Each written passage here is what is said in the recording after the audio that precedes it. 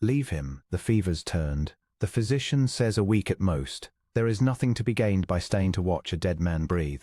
Adrian Vane, 4th Duke of Garrowdale, heard the words through the burning fog of his fever, and understood, dimly, that they were being spoken about him.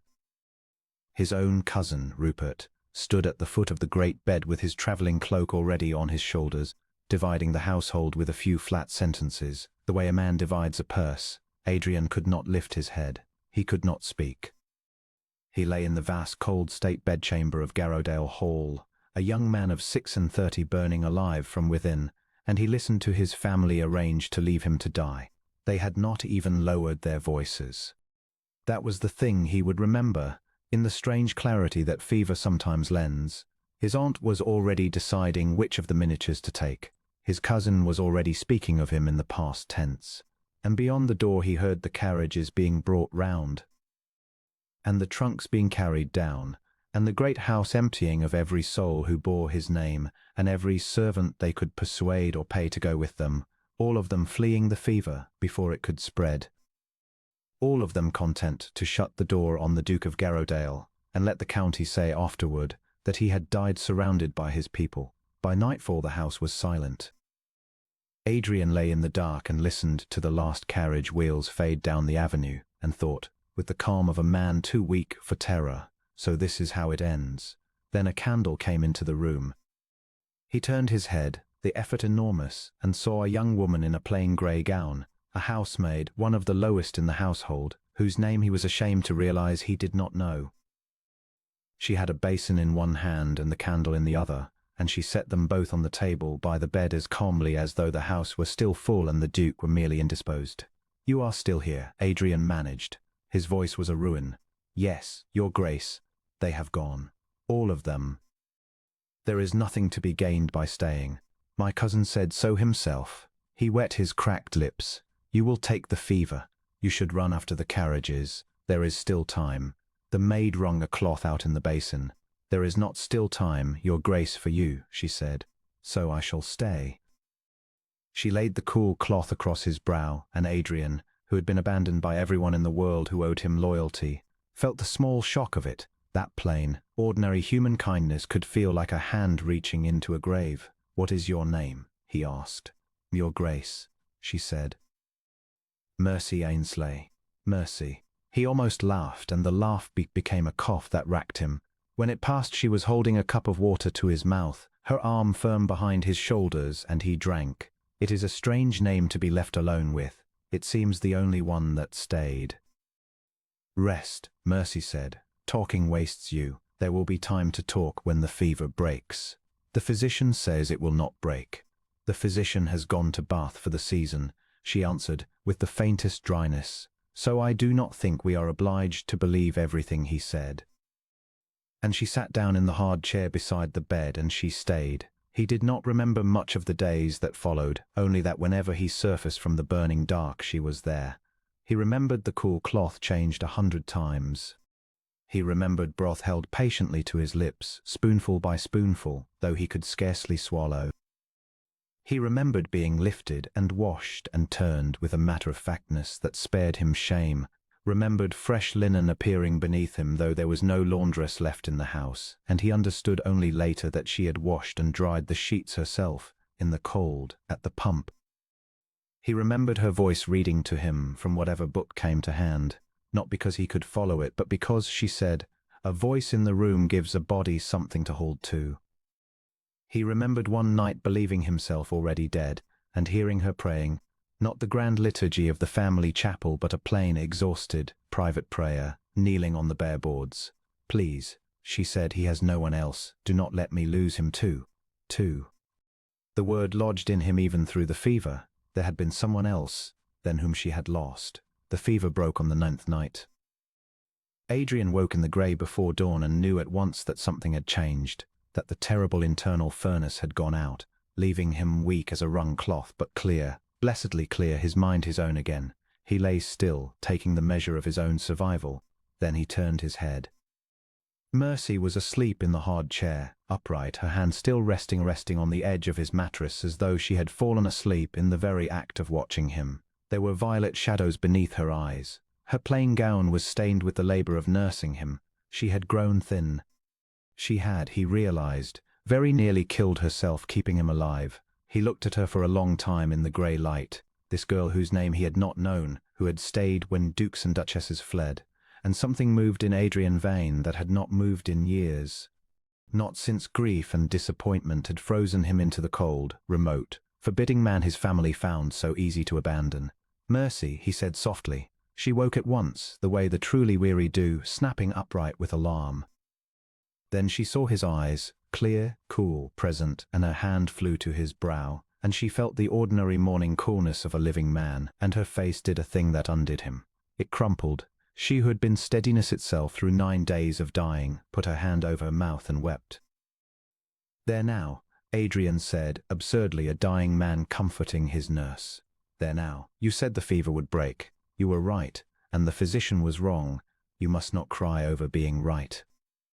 "I am not crying over being right, Your Grace," Mercy said, half laughing through the tears, scrubbing at her face with the heel of her hand. "I am crying because you are not going to die, and I did not myself think you might live, for fear of what it would do to me if you didn't."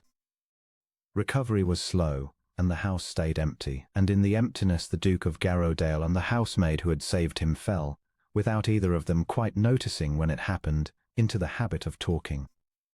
There was no one to bring his meals but Mercy, and so she brought them and stayed at his insistence to eat her own beside the bed. It was foolish, he said, to carry a tray upstairs twice. There was no one to keep the fires but Mercy, and so in the long convalescent evenings she sat mending by his hearth while he grew strong enough first to sit, then to stand, then to walk the length of the gallery on her arm. And they talked, as two people talk when they are the only two people in a great echoing house, and one of them has held the other back from the edge of the world. He learned that the someone she had lost was a younger brother, a boy of 12, dead of a fever much like his own 3 winters past, that she had nursed the child alone in a cold room while the family they both served went on with its dinners, and that she had not been able to save him. "So you see, Your Grace," she said, not looking up from her mending, "I was not being brave staying with you. I was being selfish.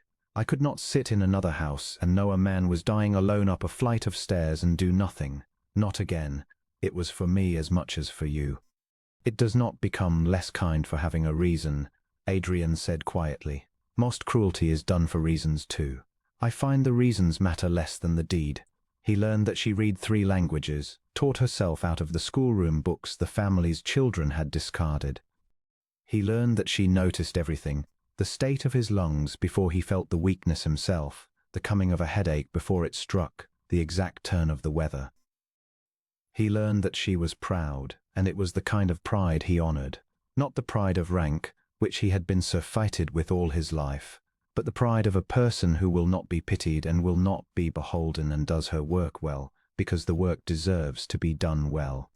And he learned, walking the gallery on her arm one afternoon, watching the winter light fall across her tired, gentle, unremarkable face, that he had come to love her, and that the discovery frightened him more than the fever had.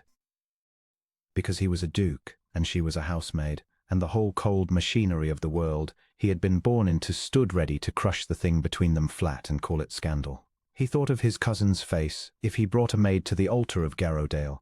He thought of the county's laughter. And then he thought of the county's carriages rolling away down his avenue with his aunt inside choosing which miniatures to steal, and he thought, "They left me to die, and she stayed, and I will be damned before I let the opinion of people who abandoned me decide who I am permitted to cherish."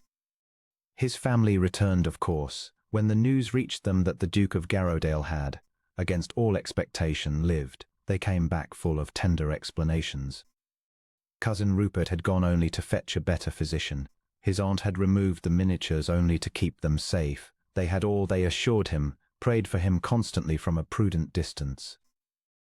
Adrian received them in the great hall, standing on his own 2 feet, thin and grey but upright, and he let them talk themselves out, and then he asked one question. "When you went," he said, "how many of the household did you take with you?"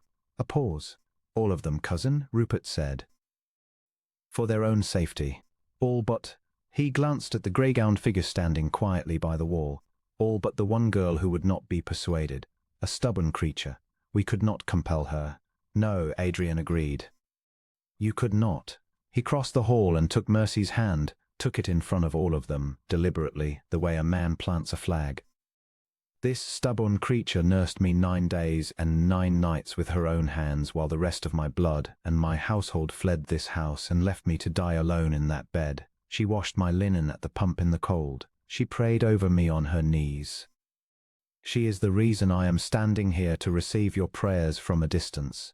He looked at them each in turn. So I will tell you now what you have returned to hear. Yes, I am recovered. And no, you will not have Garrowdale Rupert, nor you the miniatures, aunt. You have already shown me the exact worth of your loyalty, and I have taken careful note of the price. Adrian, his aunt breathed. Surely you cannot mean to set the word of a servant against your own family. I mean, Adrian said, to marry her. The silence in the great hall of Garrowdale was the sweetest sound he had heard in his life. Later, when they had gone, sputtering, appalled, threatening, and finally, satisfyingly silenced, he found Mercy in the gallery, standing very still, her back to him, her arms wrapped around herself. You should not have said it, she told him without turning, not to shame them. Now you are bound to it. A thing said before witnesses cannot be unsaid, and in a week or a month you will look at me across that grand table and remember I curtsied to them all my life, and you will be sorry. And you are too kind a man to show it, and I could not bear to watch you not show it. Better to have let me go quietly back to service somewhere the fever is only a story. Adrian came and stood beside her at the tall window. Below, the last carriage was disappearing down the avenue, and this time he watched it go with something like joy. Mercy said, "Look at me." She turned. Her plain face was set against hope the way a soldier sets himself against a charge. And he understood that she had lost too much in her life to trust in being kept. I did not say it to shame them, he told her.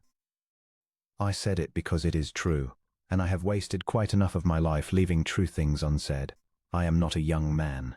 I have been cold and remote and difficult, and I earned every year of my loneliness. Then I lay dying, and a woman I did not deserve stayed. I do not care that you curtsied to my aunt. My aunt is not worth the cloth of your apron. I care that when there was nothing to be gained by loving me you did. No, he stopped. That is arrogant. I care that when there was nothing to be gained by saving me, you saved me. Everything else I dared to hope might follow. Everything else, Mercy said very low, followed a long time before I let myself know it, Your Grace. Adrian, he said, you have wiped my brow and held me up to walk. You may certainly use my name. He lifted his hand, still thin, still trembling faintly with the last of the fever, and, with the tenderness of a man who has learned exactly how fragile a life is, he touched her cheek. She turned her face into his palm, this proud, weary, gentle woman who had asked for nothing and been given nothing and stayed regardless, and Adrian felt the last of the cold go out of him for good. They were married in the spring, in the little chapel of Garrowdale.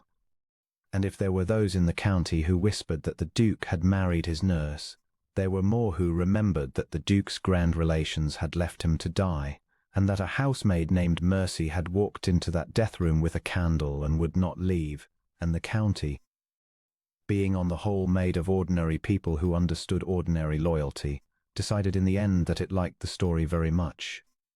Mercy Vane, Duchess of Garrowdale, never quite lost the housemaid's habit of noticing everything. The turn of the weather, the first grey of her husband's headaches, the state of his lungs before he knew it himself. He teased her for it. He also, quietly, thanked God for it every morning of his long and healthy life, for he understood better than any man alive that he owed that life to her attention.